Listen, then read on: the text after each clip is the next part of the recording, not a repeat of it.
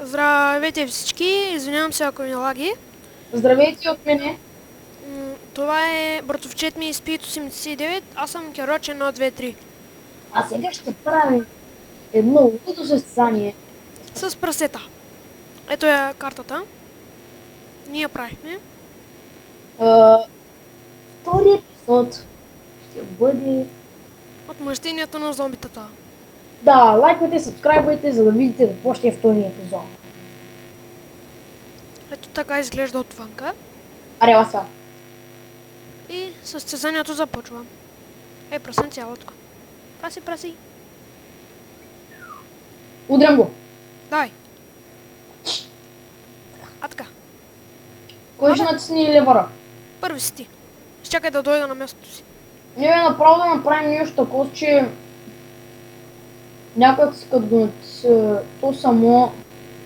Мака. Не бе, нищо. Давай. Той. 3. Чакай. Имам идея. Виж сега какво ще направим. Чакай. Ко, прежър плейт? М-м.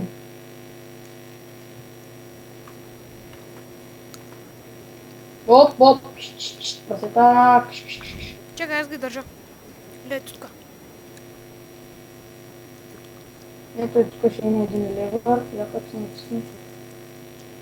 Не е то направо.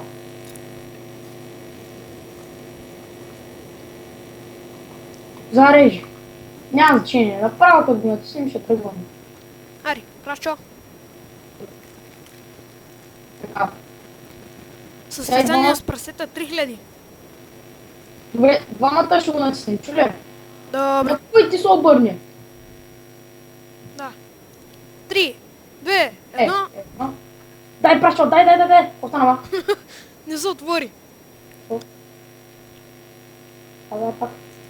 Чакай пак. Дай праща, дай. Абе, не натам бе. Ади бе, келтош. Тя на където се иска, не ме слуша. Давай, келтошче.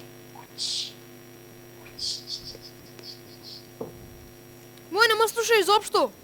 Къде си иска отива? Вече да дойда. Попръсти за праща, дай. А така. И не тръгна в едната права. И се обърнах. Добре. Ами! Дай нитро. За мен нитрото е като го удариш.